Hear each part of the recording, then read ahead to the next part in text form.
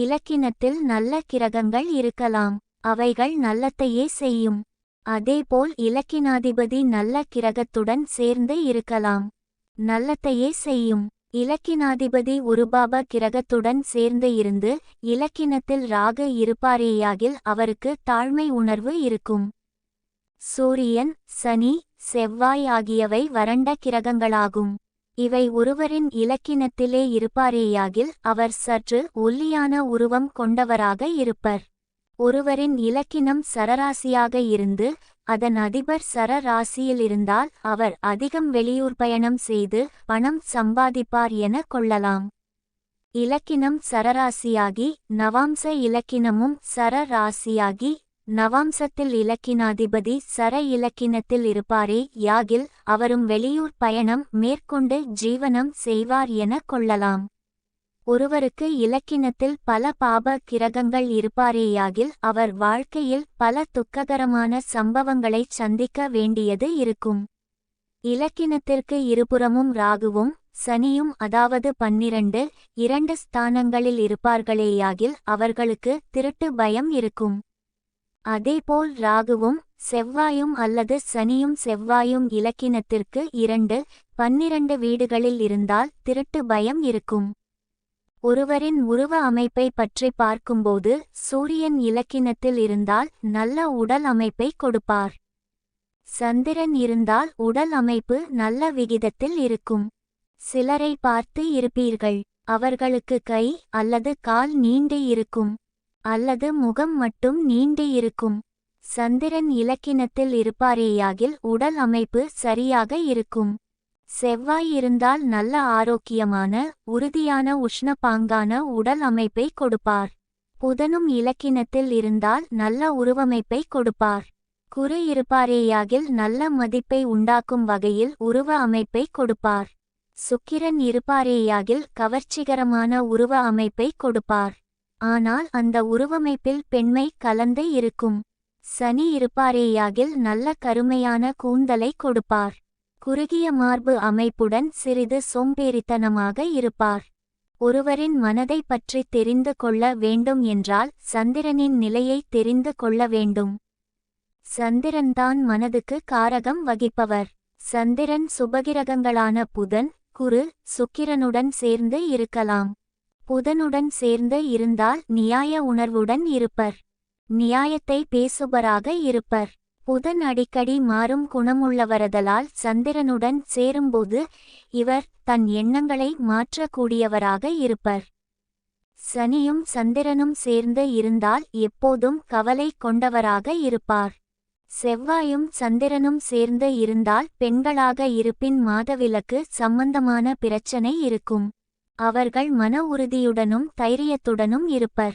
சந்திரனும் ராகுவும் சேர்ந்து இருந்தால் அதுவும் இலக்கினத்தில் இருந்தால் ஹஸ்டீரிய என்னும் மனநோய் இருக்கும். சந்திரனும் குருவும் சேர்ந்து இருந்தால் நல்ல எண்ணங்களோடு மன உறுதியுடன் இருப்பர். பொதுவாக சந்திரனும் ராகுவும் சனியுமோ அல்லது செவ்வாயுமோ இருக்குமேயாகில் அவர்கள் நிச்சயமாக ஒரு அமோஷனல் காரட்ட ஆக இருப்பர். பாப கிரகங்கள் சந்திரனுடன் சேராமல் இருப்பது நல்லது. சந்திரனும் சூரியனும் சேர்ந்து இருந்தால் மிகவும் வலுவான மனதை கொண்டவராக இருப்பார். அதே சமயம் பிறர் பொருளை அபகரிக்கும் எண்ணம் கொண்டவராகவும் இருப்பார். அமாவாசை அன்றுதான் சூரியனும் சந்திரனும் சேர்ந்து இருக்கும்.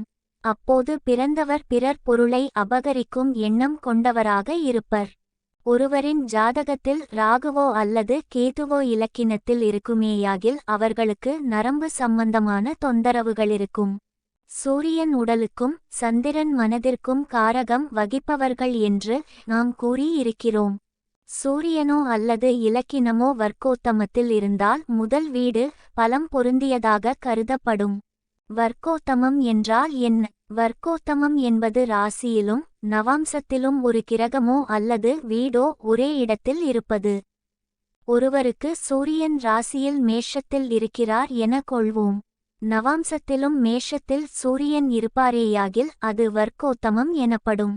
அதாவது சூரியன் ராசியிலும் நவாம்சத்திலும் மேஷத்தில் இருக்கிறார். இது சூரியனுக்கு மட்டுமல்ல, எந்த கிரகமாக இருந்தாலும் ராசியிலும் நவாம்சத்திலும் ஒரே வீட்டில் இருந்தால் அது வர்க்கோத்தமம் எனப்படும். இலக்கினம் வர்க்கோத்தமாக இருந்தால் ஆயுள் தீர்க்கம் என்று கூறலாம். சூரியன் வர்க்கோத்தமத்தில் இருந்தால் அவர் உடல் வலு உள்ளவராக கருதலாம். பொதுவாக நல்ல கிரகங்கள் இலக்கினத்தில் இருப்பது நல்லது. பாப கிரகங்கள் இருப்பது அவ்வளவு நல்லது இல்லை. நாம் இத்துடன் முதல் இலக்கின பாவத்தை முடித்து கொள்வோம். இனி இரண்டாம் பாவத்தை பற்றி பார்ப்போம்.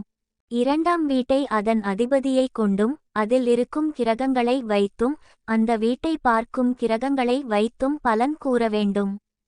இரண்டாம் வீட்டை வைத்து எந்தெந்த பலன்களை கூறலாம் என்பதை பார்ப்போம். இரண்டாம் வீடு குடும்பத்தை குறிக்கிறது. குடும்பத்தில் அமைதி இருக்குமா அல்லது குழப்பம் இருக்குமா என்பதை இந்த வீட்டை வைத்துத்தான் சொல்ல வேண்டும். ஆகவே இதை குடும்பஸ்தானம் என்று நாம் குறிப்பிடுகிறோம். ஒருவருக்கு குழந்தை பிறக்கிறது என கொள்வோம். அதாவது அந்த வீட்டில் ஒரு நபர் கூடியிருக்கிறார் என்றுதானே இதற்கு பொருள். அதனால்தான் குழந்தை பிறப்பை இந்த வீட்டை வைத்து கூறுகிறோம். அடுத்ததாக இதை தனஸ்தானம் என்று கூறுவார்கள். அதாவது ஒருவருக்கு பணவரவு நன்றாக இருக்குமா அல்லது சொற்பமாக இருக்குமா என்பதையும் இந்த வீட்டை வைத்துத்தான் கூற வேண்டும். ஒருவரின் கண்பார்வை நன்றாக இருக்குமா அல்லது பார்வையில் கோளாறு இருக்குமா என்பதையும் இந்த வீட்டையும் வைத்துத்தான் கூற வேண்டும். ஒருவரின் வாக்கு வன்மையையும் இதை வைத்துத்தான் கூற வேண்டும். ஒருவர் சிரிக்க பேசுவர். ஒருவர் எப்போதுமே ஒருவரையும் மதியாமல் பேசுவர். சிலர் திக்கி பேசுவர். ஆக ஒருவரின் நாக்கு வன்மையை இதை வைத்துத்தான் கூற வேண்டும். ஒருவரின் வங்கியில் உள்ள பணம், லிக்விட் காஷ் என்று சொல்லக்கூடிய கையிருப்பு பணம், நகைகள், இன்வெஸ்ட்மெண்ட்ஸ் ஆகியவற்றை குறிப்பதும் இந்த வீடுதான். ஒருவருக்கு கல்யாணம் ஆகவில்லையா ஏன் என்பதையும் நாம் இந்த இரண்டாம் வீட்டை வைத்துத்தான் ஆராய வேண்டும். இதைத் தவிர வேறொன்றும் கிடையாதா? உண்டு.